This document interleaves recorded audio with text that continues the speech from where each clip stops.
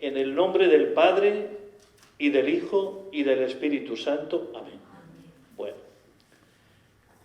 invocamos al Espíritu, el Espíritu creador, el Espíritu que hace que la palabra convierta la oscuridad del Génesis en vida. Entonces lo mismo, el Espíritu es siempre creativo.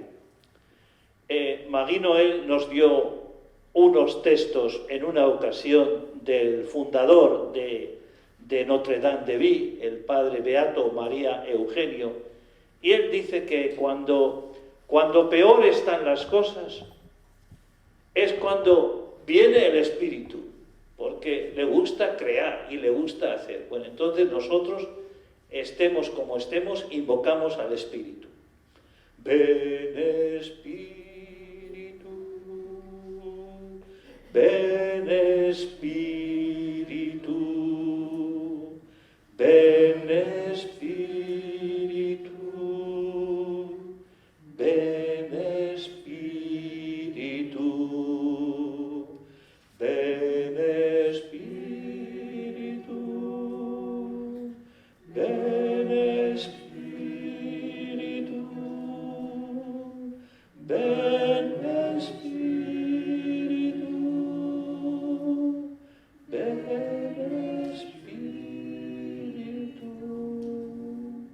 Y te pedimos, Espíritu Santo, que nos enseñes, que nos ayudes a mirar a Jesús y a tener un encuentro personal con Jesús. También te pedimos que nos des capacidad, creatividad, para llevar a Jesús a muchos de nuestros contemporáneos, porque hay muchos que han abandonado o han olvidado, no sienten la alegría del encuentro con Jesús. Entonces, que nos haga a nosotros misioneros para llevar a mucha gente al encuentro con Jesús. Ven Espíritu, ven Espíritu, ven Espíritu, ven Espíritu. Bueno, sentimos la presencia del Espíritu en todo lo que vamos a decir y hacer aquí esta tarde, para que, como Él nos conoce a cada uno, nos dé lo que necesitamos en esta hora. Bueno, y pasamos a la motivación. Siempre decimos que es importante estar motivados. Vuestra presencia aquí significa que encontráis motivos para acercaros a la lección. Motivos. Ahora estamos en la Asamblea Diocesana, ¿verdad? Y estamos como resumiendo las propuestas que han hecho los grupos en toda la diócesis, para devolver a los grupos, y ya pensando en la fase final de la Asamblea, el resumen. Y una de las cosas que más piden los grupos es precisamente la lección. Que en la diócesis se formen grupos para estudiar la palabra con este método o con otro parecido de la lección. Bueno, entonces, tener motivación es muy importante. Hoy hemos escogido dos textos. Uno muy conocido por todos, del Evangelio de San Lucas, que dice: María guardaba todas estas cosas y las meditaba en su corazón. María que escucha, guarda, medita y da a luz el fruto de la palabra. Esto es la lección. Lo que indica este texto es lo que estamos haciendo aquí.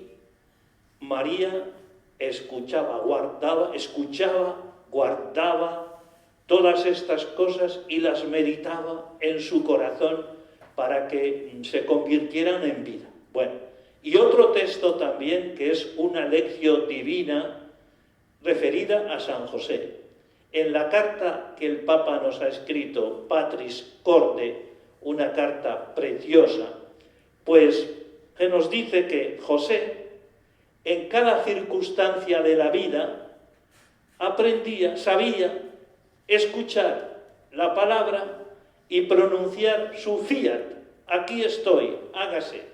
Fijaos que la palabra, como lo dice este texto, no está al margen de nuestra vida.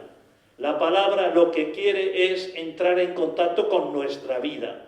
Por eso dice el Papa muy bien, dice, en cada circunstancia de la vida, y muchas circunstancias eran bien difíciles, en cada circunstancia de la vida, José supo escuchar la palabra y pronunciar su fiat, hágase, como pronunció el fiat María o como lo pronunció el fiat Jesús en Getsemaní. Bueno, pues con estos dos motivos entramos en lo que llamamos contexto de la palabra. Bueno, es muy importante no leer la palabra de forma aislada. Interesa leer la palabra en el contexto del Evangelio. Por eso hemos comentado en muchas ocasiones cómo era Marcos o cómo es Juan. Poco a poco vamos aprendiendo, vamos descubriendo qué evangelio es de uno, qué evangelio es de otro. Vamos por los acentos, ¿verdad? Los acentos nos hacen descubrir. Bueno, entonces el Papa Francisco dice también que es muy malo tener una conciencia aislada, vivir aislados. Santa Teresa decía, gran mal es un alma sola. Bueno, pues esto que vale para las personas, vale también para el texto. No es bueno leer un texto aislado de los demás. Por eso vamos a decir algo de este texto, de los textos anteriores. Bueno, el texto del que vamos a hacer lección es Juan 12, 20, 33. Pero justo en el capítulo 11 se ha narrado algo muy importante, como es la resurrección de Lázaro. Algo que va a poner muy nerviosos a los judíos y van a comenzar a tramar la muerte de Jesús y la muerte de Lázaro, porque realmente esta resurrección de Lázaro pues no encaja en sus esquemas. Entonces ha narrado el episodio de Lázaro y como la gente, los judíos, han visto lo que ha hecho con Lázaro, acuden todos, no solo a Jesús, sino también a Lázaro. Cuéntanos lo que ha pasado, ¿verdad? Bueno, entonces esto pone muy nerviosos a los judíos. Y después de este relato de Lázaro, viene otro también precioso, que es que María de Betania enjuga los pies de Jesús allí en su casa. Y dice el texto que este perfume es para el día de mi sepultura. Fijaos entonces, resurrección de Lázaro que hace que los judíos proyecten la muerte de Jesús. Y una mujer que perfuma los pies de Jesús y dice, es para el día de mi sepultura, dice Jesús. Bueno, y después de esto viene otro episodio, el episodio de los ramos, en que una multitud aclama a Jesús. Bien, y como os decía, ante estos hechos, muchos de los judíos iban y creían en Jesús. O como dice el texto también, el mundo se va tras él, ¿verdad? Esto desquicia a los judíos. El mundo se va tras él. Bueno, esto tendrá mucho que ver con el final de este evangelio que vamos a leer, cuando dirá que elevado sobre la cruz atraeré a todos hacia mí. Bueno, entonces en Juan, los judíos son los que dan muerte y están en torno a Jesús, pues tratando de que muera, bueno, tratando de quitarle la vida. Bien, En este contexto es donde unos peregrinos que acuden a Jerusalén piden ver a Jesús. Bueno, en este contexto, vale. Y una cosita también que no tiene que ver con el contexto de los evangelios, pero tiene que ver con un contexto vital, y es que aquí vamos a ver cómo Jesús, en medio de una situación muy negra, muy negra, muy negra, va a dar la vida para producir fruto abundante en todos. Y entonces me parece que también es bueno que tengamos presente cómo en medio de esta pandemia, en medio de esta situación angustiosa, hay gente que da un paso adelante y empieza a hacer cosas por los demás. Seguramente habréis oído cómo en este tiempo de pandemia que parece que uno se encoge, ha surgido en las gentes una creatividad a veces sorprendente. Bueno, entonces tenemos también presente esto. Vale. Y dicho esto, invocación al Espíritu, motivación y este contexto de amenaza de muerte por parte de los judíos y de entrega de Jesús, pues vamos a escuchar, donde está Julio, vamos a escuchar el Evangelio que corresponde a la lección de este día. El Señor esté con vosotros. Y con tu espíritu. Proclamación del Santo Evangelio de nuestro Señor Jesucristo según San Juan. Gloria a ti, Señor. En aquel tiempo, entre los que habían venido a celebrar la fiesta, había algunos griegos.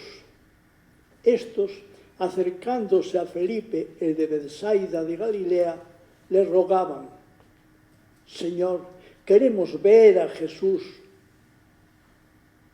Felipe fue a decírselo a Andrés, y Andrés y Felipe fueron a decírselo a Jesús. Jesús les contestó: ha llegado la hora de que sea glorificado el Hijo del Hombre. En verdad os digo, si el grano de trigo no cae en tierra y muere, queda infecundo, pero si muere, da mucho fruto. El que se ama a sí mismo se pierde, y el que se aborrece a sí mismo en este mundo se guardará para la vida eterna. El que quiera servirme, que me siga, y donde esté yo, allí también estará mi servidor. A quien me sirva, el Padre lo honrará. Ahora mi alma está agitada y ¿qué diré? Padre, líbrame de esta hora. Pero si por esto he venido, para esta hora, Padre, glorifica tu nombre. Entonces vino una voz del cielo: lo he glorificado y volveré a glorificarlo. La gente que estaba allí y lo oyó decía que había sido un trueno. Otros decían que le había hablado un ángel. Jesús tomó la palabra y dijo: esta voz no ha venido por mí, sino por vosotros. Ahora va a ser juzgado el mundo. Ahora el príncipe de este mundo va a ser echado fuera. Y cuando yo sea elevado sobre la tierra, atraeré a todos hacia mí. Esto lo decía, dando a entender la muerte de que iba a morir. Hermanas y hermanos, esta es palabra del Señor. Gloria a ti, Señor Jesús. Bueno, pues te damos gracias Jesús, Julio, por haber proclamado esta palabra con tanto entusiasmo. Bien, entonces comenzamos a comentar. Bueno, ya hemos dicho, en aquel tiempo se celebra la Pascua en Jerusalén, bueno, la Pascua judía. Ya sabéis que cuando se celebraba la Pascua, venían judíos no solo de toda Galilea y de toda Judea, sino venían judíos de todos los que estaban en la diáspora, de tal manera que aquello era una aglomeración impresionante de gente. Bueno, entonces la Pascua es la fiesta más importante para los judíos. Y en esto, con todo ese gentío, aparecen unos griegos que eran paganos, pero eran simpatizantes de lo judío, de la fe judía. Y a estos simpatizantes o prosélitos, a estos se les permitía, los judíos les permitían participar en las fiestas judías. Bueno, entonces es importante esto, ¿verdad? Como, fijaos, me acordaba yo de lo siguiente, que es bueno no solo contar con los creyentes, los que ahora viven su fe en Jesús, los que ahora vivimos la fe en Jesús, sino que es importante también ampliar el espacio a todos los simpatizantes que hay. Por ejemplo, hay mucha gente, mucha más gente que la que va a la Eucaristía, es la que pone la cruz en la casilla para contribuir a la Iglesia. Entonces significa esto que hay mucha gente que sintoniza, bueno, estos son muy importantes en torno a la Iglesia. No podemos hacer de la Iglesia un grupo cerrado, estricto, sino un grupo que tiene la puerta y la casa abierta. Bueno, esto a propósito de estos simpatizantes griegos que se les permite participar. ¿De dónde venían estos griegos? Pues no se nos dice, pero podían venir de Grecia o podían venir de una zona que se llamaba la Decápolis, una zona donde había 10 ciudades en la que había muchos de origen griego y donde hablaban griego. Bueno, estos vienen y preguntan o buscan, queremos ver a Jesús, queremos ver a Jesús. Queremos ver a Jesús está muy en relación con la pregunta del inicio del Evangelio de los discípulos cuando le preguntan a Jesús, ¿dónde vives? ¿Dónde vives? Dinos dónde vives. Queremos ver a Jesús. ¿Dónde vives? Bueno, entonces este comienzo es muy importante para todo en la vida, ¿verdad? Este deseo de ver a Jesús, de saber dónde vive, el deseo es como la antesala del encuentro, es lo que permite que haya un encuentro. Sin deseo, ninguno se pone en camino hacia la fuente, sin sed. Se pone en camino cuando uno tiene sed, cuando uno tiene deseo. Bueno, entonces, queremos ver a Jesús. Bien, y es curioso este contraste. Por una parte, los judíos quieren matar a Jesús y los paganos, estos griegos, quieren ver a Jesús. Curioso este contraste. Bueno, estos griegos simbolizan la universalidad de la Iglesia, la universalidad del camino de Jesús. Él ha venido para todos, no solo ha venido para un pueblo. Entonces, estos griegos son muy importantes. Bueno, y para conocer a Jesús, ¿qué hacen? ¿Qué hacen estos? ¿Qué hacen estos griegos? Pues buscan mediadores. Y qué curioso, buscan mediadores. ¿Y buscan a quién? A Felipe y a Andrés, que curiosamente los dos tienen nombre griego. Y Felipe, por ejemplo, era de Betsaida. Betsaida es una población junto a la Decápolis. Entonces, por el acento, ellos andarían buscando y escuchan un acento que tiene como notas del griego y dicen, a estos les vamos a preguntar. Bueno, en concreto le preguntan a Felipe, ¿verdad? Buscan a Felipe. Bien. Y le preguntan, queremos ver a Jesús. En medio del gentío acuden estos dos, acuden a decírselo a Jesús. Bueno, muy importante también esto. Hablar de otros a Jesús. Teresa de Jesús, cuando encontraba una persona que le fascinaba, en la oración siguiente, en el diálogo que tenía con Jesús, hablaba con Jesús de esta persona que había encontrado. Bueno, esto nosotros que somos amigos de orar, vemos que es una práctica orante preciosa. Hablar a Jesús de la gente que hemos conocido. Esto es lo que hacen Andrés y Felipe. Van a Jesús y le dicen, oye, que hay unos griegos que quieren verte. Bueno, detalle precioso. Hablar de otros a Jesús. Y mediación, la importancia de la mediación. Es muy difícil vivir la fe a solas. Es importante vivir la fe como iglesia, no aislados. A Jesús se llega y se vive en comunidad. Bueno, esto podíamos extendernos más, pero basta. Pero hay detalles muy interesantes. Bueno, y aquí viene el texto clave de este Evangelio, el centro de todo.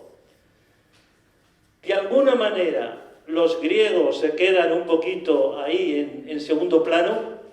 No sabemos si logran ver a Jesús o no, seguramente sí, pero se encuentran con que Jesús, cuando los discípulos le dicen, oye, que hay unos que quieren mirar, que quieren verte, Jesús dice algo tremendo, tremendo, el centro del Evangelio, de este Evangelio, y un texto decisivo. Bueno, ¿qué es lo que dice?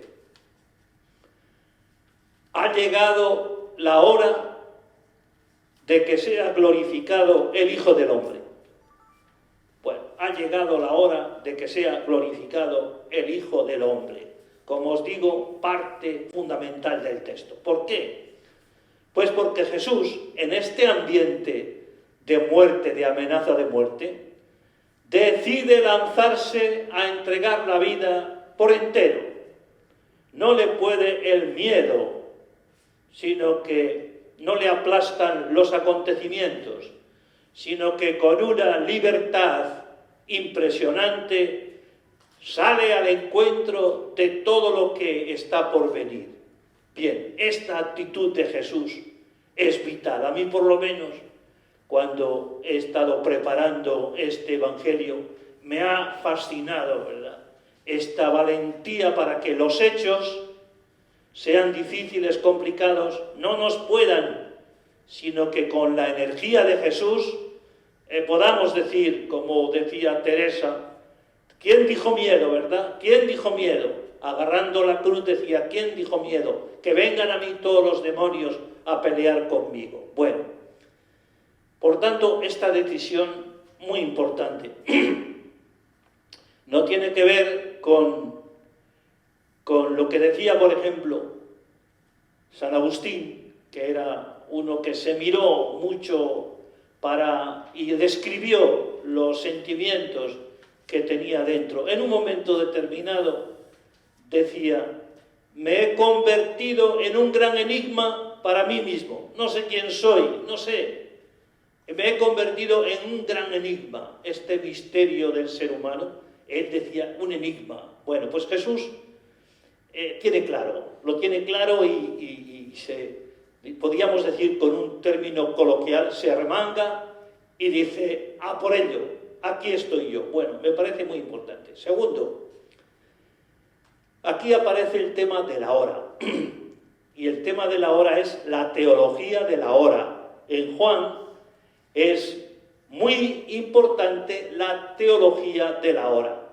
Si recordáis, que seguro que sí, la hora aparece antes de este texto en otras 3 ocasiones. Una, en un texto muy conocido, el texto de las bodas de Caná, donde Jesús le dice a su madre, aún no ha llegado mi hora, no ha llegado mi hora. Y después en otros dos textos en los que los judíos intentan echarle mano, pero Jesús se escabulle porque todavía no ha llegado su hora. Pero aquí sí, ha llegado la hora, este es el momento para el que ha venido Jesús. Por tanto, ¿qué hora es esa? ¿Qué hora es esa? Pues la hora de la muerte, pero que es la hora de la gloria, y que es la hora de la verdad, y que es la hora del amor, y que es la hora que va a glorificar al Padre, la hora en que se va a realizar el proyecto de amor hasta el extremo del Padre. Por eso podemos decir que es la hora de Dios. Jesús sobre la cruz no reivindica otra gloria más que la gloria del amor. Como escribió un autor, un teólogo, Urs von Balthasar, decía él, solo el amor es digno de fe. Bueno, por tanto, estamos ante algo muy importante. Tercero, por tanto, teología de la hora, esto que hemos dicho de Jesús que se lanza. Tercero, el título que se da a Jesús. ¿Qué título se da? Bueno, pues se da el título de Hijo del Hombre. Este era un título que le gustaba mucho a Jesús. Le gustaba más que Mesías, porque Mesías tenía unas connotaciones políticas reivindicativas de la opresión del pueblo, etc. Pero Jesús se siente muy a gusto con este título, el Hijo del Hombre. ¿Y el Hijo del Hombre quién es? Pues un hombre, uno de tantos, en el que se va a realizar el proyecto del Padre, el proyecto de Dios. Bueno, entonces, como os digo, este texto sería suficiente para mantenernos en contemplación y en acción toda la semana. Vale, pero pasamos adelante, porque después de esto viene una parabolita pequeñita, pero llena de encanto y llena de belleza. Es una parabolita muy sugestiva, una maravilla. Es la parábola del grano de trigo. Dice Jesús, en verdad os digo, si el grano de trigo no cae en tierra y muere, queda infecundo, pero si muere, da mucho fruto. A Jesús le gustaba hablar con ejemplos que entendía la gente. Allí, en este pueblo, pues eran pescadores muchos, pero otros cultivaban el trigo, ¿verdad? Y entonces sabían de qué iba esto. Por tanto, si el grano de trigo no muere, no cae en tierra, pues queda infecundo. Pero si muere, da mucho fruto. Bien, ¿quién es este grano de trigo? Jesús es el grano de trigo. Y es Jesús metido en la tierra, que va a la muerte hasta las últimas consecuencias de su compromiso. Pero fijémonos bien en esto. Nadie le quita la vida, la da Él. Fijad, todos están tratando de quitarle la vida, pero no se la quitan. Es Él el que se adelanta y la da. Nadie me quita la vida, la doy yo, la entrego yo. Bueno, por tanto, su muerte, grano de trigo, es un regalo, un fruto para el mundo, para la humanidad. Y en su resurrección se manifiesta la plenitud de lo que se empezó a manifestar en su vida terrena. De ahí que la muerte no sea una pérdida, sino una ganancia, mucho fruto. Bien, el grano de trigo tiene que saber darse, porque si se guarda se pierde. Bueno, la relación con nuestra vida es evidente, ¿verdad? Si nosotros guardamos la vida para nosotros, la perdemos. Pero cuando uno la entrega, entonces es cuando produce fruto abundante. Bien, y pasamos adelante, porque Jesús, por medio de paradojas, el que se ama a sí mismo se pierde, el que se aborrece a sí mismo en este mundo se guardará para la vida eterna. Por medio de paradojas que solo se pueden asumir desde la fe, porque si no, normalmente cuando uno se coloca ante la vida sin fe, sin esta apertura, pues le hablas este lenguaje y dice, anda, déjate de tonterías. ¿Cómo va a ganar uno cuando pierde? ¿Cómo va a ganar uno cuando se aborrece? Bueno, entonces Jesús, por medio de estas paradojas, amarse, aborrecerse, perderse, ganarse, guardarse, por medio de estas paradojas hace una reflexión acerca de la vida, acerca de su vida. Bueno, entonces, ¿qué viene a decir Jesús? Que no tiene sentido una vida sin sentido. No tiene sentido. Y que amar de esta manera, amar entregando la vida como el grano de trigo, claro que duele, claro que es doloroso. Y se necesita mucha fortaleza, porque para amar a los demás más que a uno mismo, eso es para nosotros, para nuestra naturaleza humana, es impensable. Pero, fijaos, entendida así la muerte como perder para ganar, esto suscita una esperanza y una alegría, porque la muerte es nacimiento para la vida. Y esto se lo he oído muchas veces a Charo, porque dice, ¿cuánto tenemos que reflexionar sobre esto? ¿Por qué? Pues porque el ambiente en el que vivimos nos hace tener miedo a la muerte, ¿verdad? Y entonces el miedo nos impide dar la vida, nos impide. Entonces es muy importante esto, que entendida así la muerte es alegría y esperanza. ¿Por qué? Porque es nacimiento para la vida. Fijaos qué frase tan bonita decían los primeros cristianos. Llamaban a la muerte vere dies natalis, que significa el día del verdadero nacimiento. Así lo sentían y lo celebraban y lo cantaban los primeros cristianos. O sea que el que se ama a sí mismo no evoluciona, se queda a medias, se queda corto. Llamados a tanto, dirá San Juan de la Cruz, llamados a tanto, a veces nos quedamos con tan poco. Y no surge en nosotros esa plenitud que canta Juan de la Cruz cuando dice, míos son los cielos y mía la tierra, y los ángeles de Dios son míos, y la Madre de Dios es mía, y Cristo es mío, y Dios es mío porque Cristo es mío, y todo para mí. Bueno, por tanto, entregar la vida es caminar hacia el proyecto de plenitud al que estamos llamados todos, y es lo que llamamos vida eterna.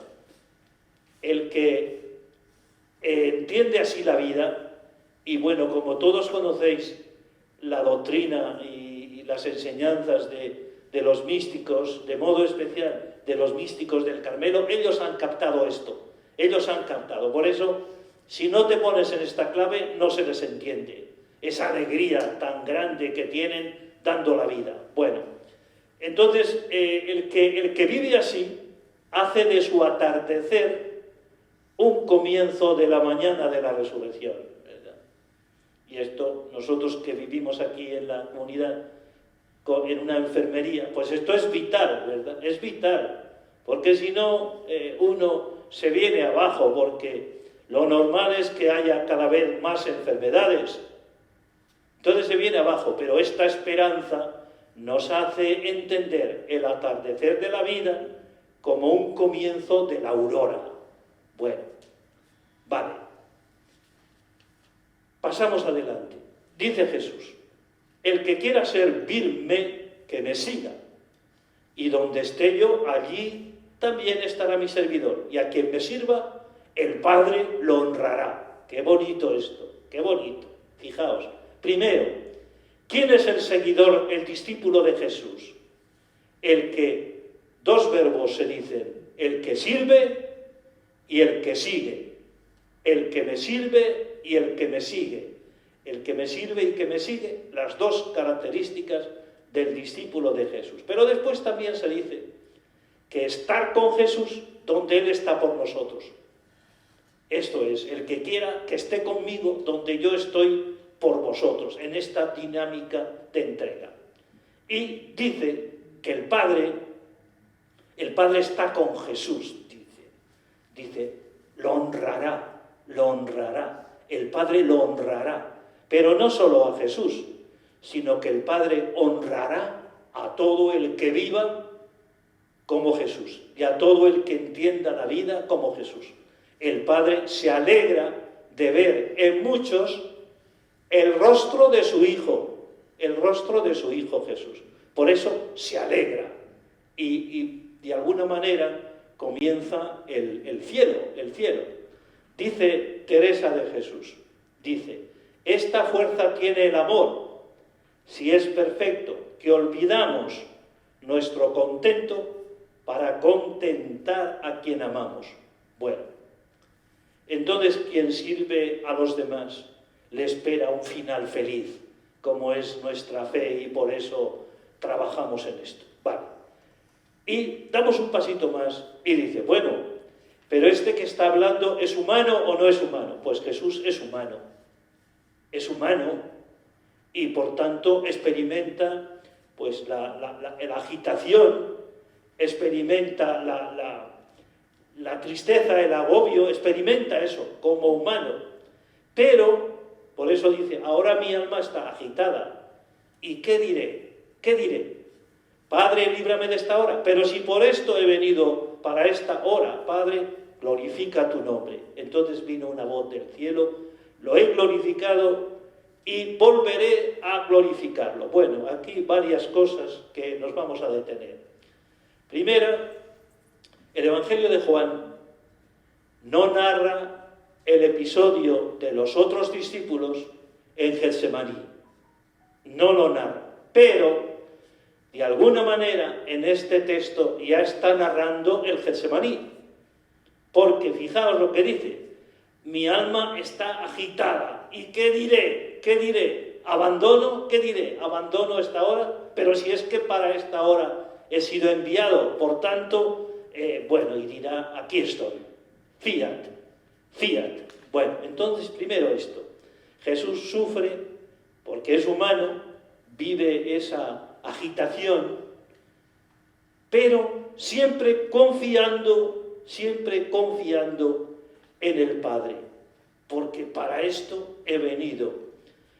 Y fijaos, confía en el Padre, aunque el rostro del Padre, porque el Padre está presente en esta historia de amor de Jesús, aunque el rostro del Padre deje los tonos triunfalistas con los que a veces identificamos a Dios, ¿verdad? Pensamos que Dios es... Y por eso mucha gente tiene problemas de fe cuando no encaja la imagen que tienen de Dios con lo que está sucediendo en la vida. Y por eso dicen, como a este Dios no lo entiendo, ¿verdad? ¿Por qué Dios no me ayuda? ¿Por qué Dios no esto? ¿Por qué? Bueno, entonces fijaos esto muy interesante. El Padre está con Jesús, pero es un Padre abajado, un Padre que sufre, un Padre que está en obediencia, un Padre que está también en esa experiencia de agitación. Y entonces aquí viene algo también muy importante, y es que el éxito o el aplauso no es uno de los nombres de Dios, ¿verdad? No es uno de los nombres de Dios. Porque el modo humano sí, el modo humano, ¿cómo se lee la historia hoy? ¿Cómo se lee?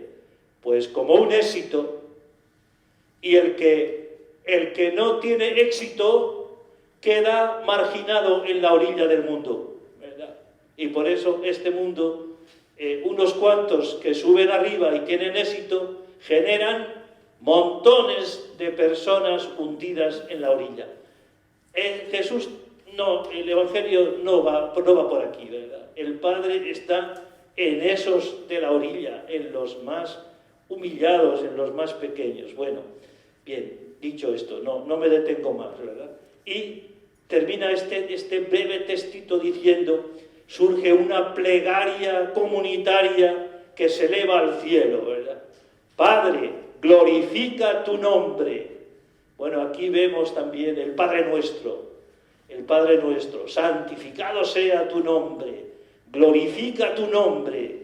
Y la respuesta a esta plegaria: lo he glorificado y volveré a glorificarlo. Por tanto, una plegaria comunitaria. Bueno, el Padre glorifica al Hijo y la gloria brillará en la cruz. Bien, pasamos adelante. Y todo esto, bueno, pues la gente, no solamente están los griegos, sino que están los discípulos y está la gente alrededor de Jesús. Bueno, entonces la gente que estaba allí oyó este grito de gloria. Y unos decían: ha sido un trueno. Y otros decían que había hablado un ángel. Bueno, Jesús tomó la palabra y les dijo: esta voz no ha venido por mí, sino por vosotros. Ahora va a ser juzgado el mundo, ahora el príncipe de este mundo va a ser echado fuera. Es decir, esta voz es para nosotros. De alguna manera, tampoco el Evangelio de Juan narra el episodio de la transfiguración, donde los discípulos, viendo la gloria de Jesús, encuentran fuerza para ir con él camino de la cruz. No lo narra, pero aquí está presente el Tabor, ¿verdad? Porque también nosotros necesitamos fortalecernos en la fe.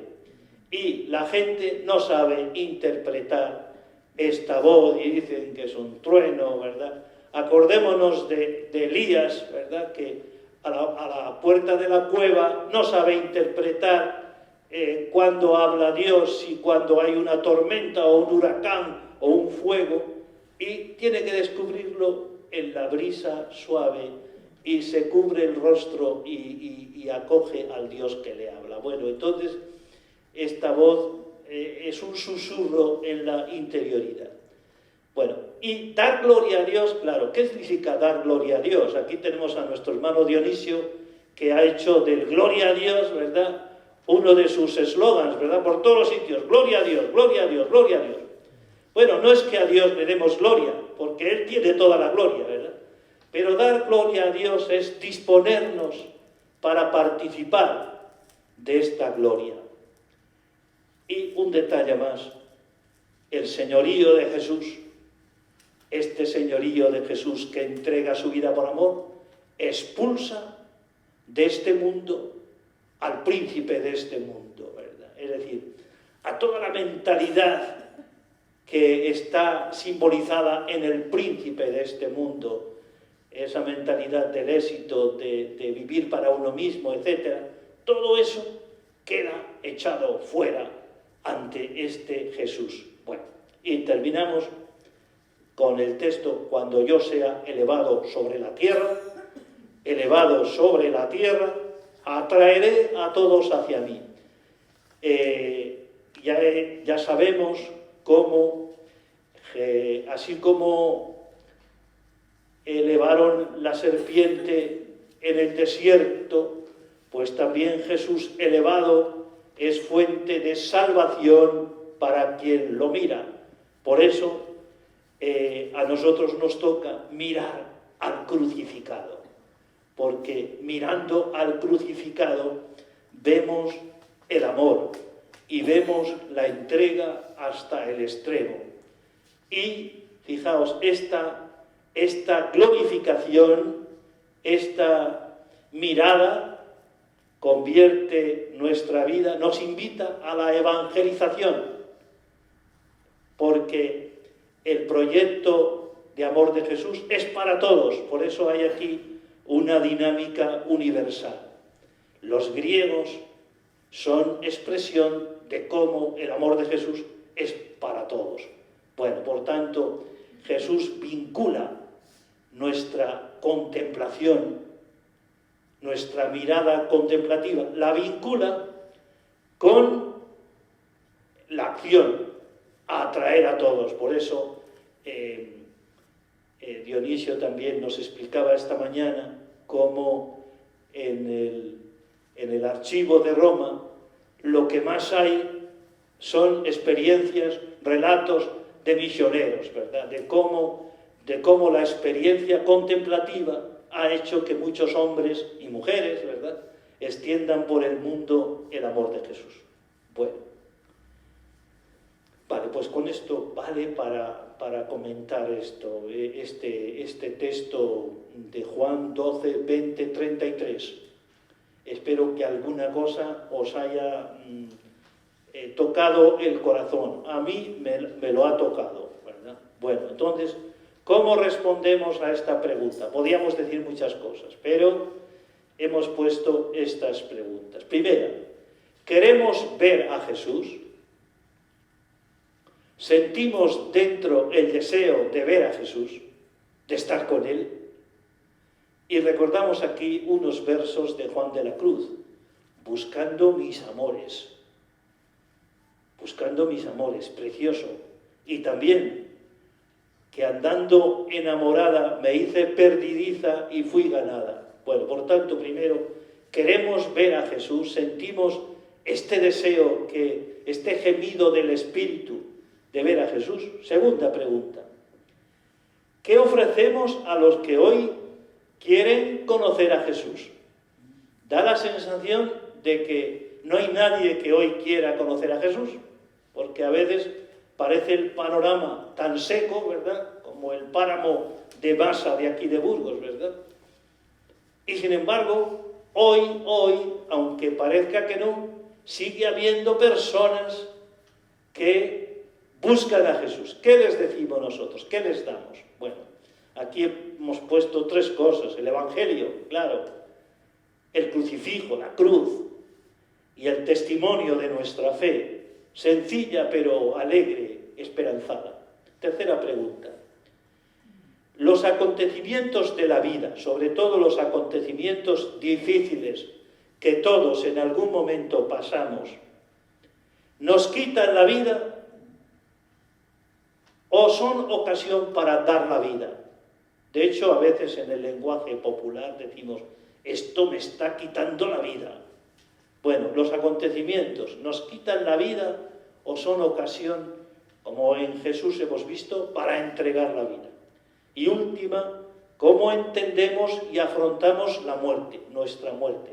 ¿Cómo la entendemos? Porque conviene adelantarnos a los acontecimientos, como Jesús, que se adelanta, porque quien no se adelanta no los prepara y las cosas fuertes nos pillan de improviso. Bueno, como oración, pues sería esta: queremos ver a Jesús. Quiero verte, Jesús. Queremos ver a Jesús. O si queréis, otra que dice: oh hermosura, que excedéis a todas las hermosuras. Es curioso que Teresa esté viendo tanta hermosura en un crucificado, ante el que se evita mirar, porque nos produce como dolor o... Bueno, pues ella lo mira: oh hermosura, que excedéis a todas las hermosuras. Bueno, y finalmente terminamos: ¿cómo contar al mundo la nueva manera de vivir? ¿Cómo contarla? Bueno, pues Teresa de Jesús y los místicos y los santos y tantas personas sencillas tienen una forma de contar que es ilusionante, ¿verdad? Podrían tener motivos para estar hundidos, pero encuentran fuerza y de flaqueza y sacan de la flaqueza fuerzas para animar a los demás. Bueno, fijaos cómo habla Teresa, que tiene un tono alegre, gozoso, resucitado. Bueno, ella dice, esta casa es un cielo, si le puede haber en la tierra, para quien se contenta solo de contentar a Dios y no hace caso de contento suyo. Y termina diciendo, quien así vive, ¿verdad? Bueno, esto lo añado yo, quien así vive, tiene muy buena vida. Bueno, entonces, con esto terminamos este camino que hemos hecho de lección. Os recuerdo que la próxima semana tenemos Semana de Espiritualidad, de lunes a jueves, aquí en el salón, de 7 a 8. Después, el viernes en la iglesia, de 8 a 9, más o menos, un poco menos, para hacer una celebración comunitaria de la penitencia. Y el sábado, mucha cosa, el sábado siguiente, retiro aquí de 10:30 a 1:30, un retiro abierto. Quizás veamos algunas personas que no nos han acompañado en la lección, pero que son también hermanas y hermanos nuestros. Por eso, gracias a todos por vuestra acogida. Sin vosotros no habría sido posible realizar esto, porque da mucha fuerza, Magdalena, da mucha fuerza el ánimo con que tú empujas, mucha fuerza. Así que gracias a todos.